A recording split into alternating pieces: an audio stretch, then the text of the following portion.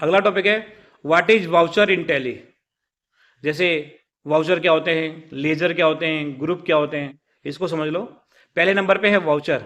ये आपको टैली में कहाँ मिलेगा? यहाँ पे मिलेगा आपको वाउचर। और दूसरा नंबर क्या है यहाँ पे देखोगे? लेजर कहाँ मिलेगा आपको? लेजर मिलेगा आपको अकाउंट्स इन्फो में जाओगे, यहाँ पे देखने को मिलेगा आपको लेजर। ठीक है। उसके बाद देखोगे तीसरा ऑप्शन क्या है? ग्रुप कहाँ पे देखने को मिलेगा आपको? अकाउंट्स इन्फो में जाओगे, ये आपको यहाँ भी मिल जाएगा। इन्वेंट्री में जाओगे, यहाँ भी आपको ग्रुप का ऑप्शन मिल जाएगा, स्टॉक ग्रुप का ऑप्शन। अब ये क्या होता है इसको थोड़ा समझ लो। वाउचर का मतलब होता है बिल। जैसे मान लो मैं आपको सेल का वाउचर की बात कर रहा हूँ, तो सेल की बिल की बात कर रहा हूँ। अगर मैं बोलता हूँ आपको पेमेंट का वाउचर, तो समझ लो पेमेंट का बिल की बात कर रहा हूँ। तो वाउचर का मतलब होता है बिल। और एक होता है हमारा लेजर। लेजर का मतलब होता है खाता। अब खाता क्या होता है? जैसे मान लो आपको राम को आपने माल बेचा, तो यहाँ पे राम का लेजर आपको बनाना पड़ेगा, यानी राम का खाता खोलना पड़ेगा। तो लेजर मतलब खाता होता है। और ग्रुप का मतलब क्या होता है? जैसे राम है, राम वो आपका कस्टमर है, और आप माल खरीदते हो श्याम से खरीदते हो, तो श्याम आपका सप्लायर हो गया। तो अगर मान लो दोनों को हम एक ही ग्रुप में रखेंगे, तो आपको पता कैसे चलेगा हमारा सप्लायर कौन सा है या हमारा कस्टमर कौन सा है? तो हम क्या करते हैं, इनको अलग अलग ग्रुप ग्रुप में रखते हैं।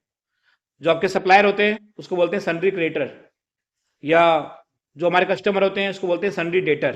तो इनके अलग अलग ग्रुप्स बने होते हैं। जैसे यहाँ पे जाओगे अकाउंट्स इन्फो में, ग्रुप्स में जाओगे, और यहाँ पे देखने के लिए आप ऑल्टर कर सकते हो, डिस्प्ले कर सकते हो। तो यहाँ पे डिस्प्ले कर लेते हैं। यहाँ पे देखोगे सन्ड्री डेटर का ग्रुप बना हुआ है, सारे आपके कस्टमर इस ग्रुप में रहने वाले हैं, सन्ड्री डेटर वाले ग्रुप में। जितने भी आपके सप्लायर होंगे वो कहाँ रहेंगे? इसमें सन्ड्री क्रेडिटर वाले ग्रुप में रहेंगे। जितने भी आप खर्चे करोगे वो आपको कहाँ पे सेव होंगे? एक्सपेंस में सेव होते हैं सारे खर्चे। आपने जितना भी इनकम किया है वो इनकम वाले ग्रुप में सेव होते हैं। तो ये सारे ग्रुप होते हैं हमारे। कोई कस्टमर क्रिएट करते हो, आप लेजर बनाते हो कस्टमर का, तो वो आपका जाके सन्ड्री डेटर में सेव होता है। अगर आप मान लो कोई सप्लायर है आपका, उससे माल खरीदते हो, उसका लेजर क्रिएट करते हो, तो सन्ड्री क्रिएटर में जाके सेव होता है आपका। तो ये बहुत सारे पहले से ना ग्रुप बने होते हैं। तो इन्हीं ग्रुप में आपको डेटा मिलेगा जो भी आपको सर्च करना है। ठीक है। और लेजर कैसे क्रिएट करते हैं वो सब आगे हम सीखेंगे।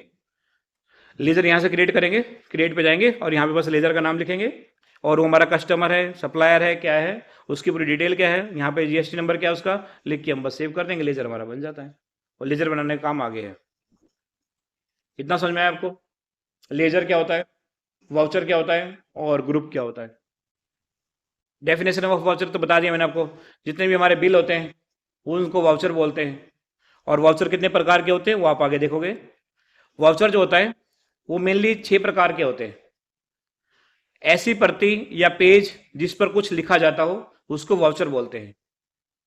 ठीक है। जैसे मान लो हमें परचेज की एंट्री करनी है, तो इसको परचेज में इसको रिकॉर्ड करना पड़ता है, तो परचेज वाउचर बोलेंगे इसको। अगर हमें कुछ सेल करते हैं हम, तो इसको सेल वाउचर में लिखना पड़ता है। और रिसिप्ट मतलब रिसिप्ट वाउचर हो गया, जो भी हम पैसा लेते हैं उसको रिसिप्ट में लिखना पड़ता है। जो भी हमने पेमेंट किया किसी को, तो पेमेंट वाउचर में लिखना पड़ता है।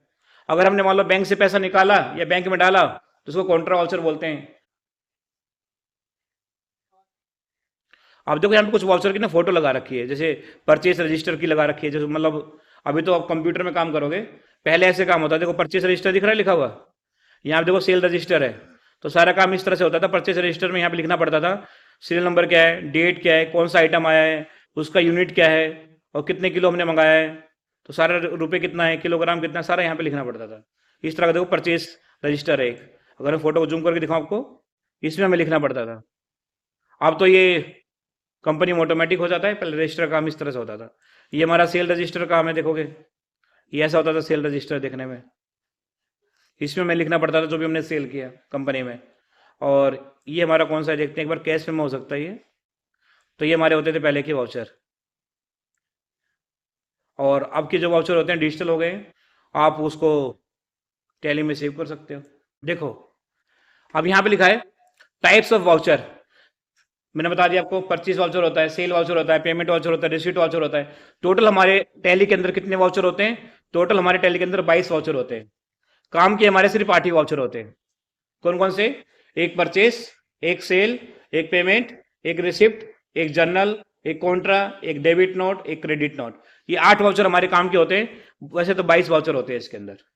हम 8 वाउचर में काम करना सीखने वाले हैं। ठीक है।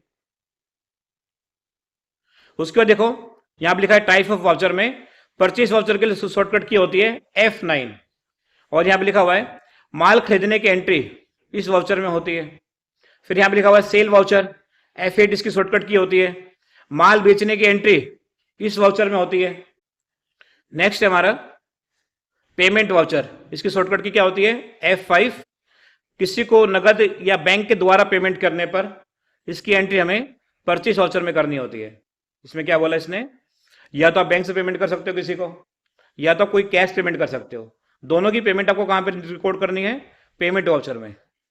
एक होता हमारा रिसिप्ट वाउचर, इसकी शॉर्टकट की क्या होती है F6, किसी से नगद या बैंक के द्वारा रुपए प्राप्त करने पर इस वाउचर में इसकी एंट्री करनी होती है रिसिप्ट वाउचर में।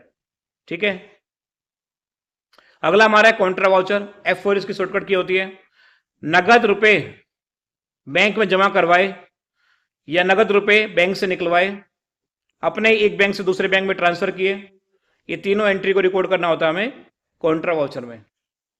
बैंक में जमा कर दिए या बैंक से निकाल लिए या अपने किसी एक बैंक से दूसरे बैंक में ट्रांसफर कर दिए अपने ही बैंक में, तो इस तरह की एंट्री को हमें रिकॉर्ड करना होता है कॉन्ट्रा वाउचर में। तो 5 वाउचर हो गए हमारे, कौन से, एक परचेस, सेल, पेमेंट, रिसिप्ट, और 5वां कौन सा था, कॉन्ट्रा वाउचर। अब आगे देखते हैं कौन से वाउचर आते हैं। अगला वाउचर है हमारा जनरल वाउचर, इसकी शॉर्टकट की होती है F7, किसी भी दूसरे वाउचर की एंट्री और किसी भी तरह की एंट्री इसमें की जा सकती है। अगर मान लो आपको कई बार क्या होता है समझ में नहीं आता है, ये परचेस में जाएगा, सेल में जाएगा, पेमेंट में जाएगा, कुछ समझ में नहीं आ रहा, तो आप इस तरह की एंट्री को ना जनरल वाउचर में रिकॉर्ड कर सकते हो, जो आपको पता ही नहीं चल रहा ये जाएगा किसमें। तो यहाँ पे लिखा हुआ है ना, किसी भी दूसरे वाउचर की एंट्री और किसी भी तरह की एंट्री आप इसमें कर सकते हो। अब अगला वाउचर कौन सा है, देखो डेबिट नोट, कंपनी में इसको डेबिट नोट बोलते हैं, वैसे इसका नाम होता है परचेस रिटर्न वाउचर। ठीक है, और कंपनी में इसको बोलेंगे आपको डेबिट नोट। तो डेबिट नोट या परचेस रिटर्न वाउचर एक ही नाम है उनके दोनों के। उसके इसकी शॉर्टकट की होती है कंट्रोल F9, इसमें आपको कौन सी एंट्री रिकॉर्ड करनी है, खरीदा हुआ माल वापस लौटा देने पर इस वाउचर में एंट्री करनी है आपको। ठीक है, अगला देखो क्या है, क्रेडिट नोट वाउचर, इसको बोलते हैं सेल्स रिटर्न वाउचर, इसकी शॉर्टकट की होती है कंट्रोल F8। यहां पे लिखा हुआ है हमारे द्वारा बेचा गया माल कस्टमर वापस लौटा देता है तो इसमें रिकॉर्ड करना है। अगर आपने किसी कस्टमर को माल बेचा, उसने आपको लौटा दिया, तो सेल्स रिटर्न वाउचर में लिखना है। अब देखो यहां पे लिखा हुआ है टाइप्स ऑफ वाउचर और साथ में इनके शॉर्टकट की सबकी एक साथ। कॉन्ट्रा वाउचर के लिए F4, पेमेंट वाउचर के लिए F5, रिसिप्ट वाउचर के लिए F6, जनरल वाउचर के लिए F7, सेल्स वाउचर के लिए F8, और परचेस वाउचर के लिए F9, और सेल्स रिटर्न वाउचर के लिए कंट्रोल F8, और परचेस रिटर्न वाउचर के लिए कंट्रोल F9। ये बस 8 ही वाउचर है, इसको आप अच्छे से याद कर लो, किसकी शॉर्टकट की क्या होती है, किसके अंदर कौन सी ट्रांजेक्शन हमें रिकॉर्ड करनी है, बस आपको टैली समझ में आ गई। इतना ही काम होता है कंपनी में, इन वाउचर में काम करना आना चाहिए आपको। ठीक है।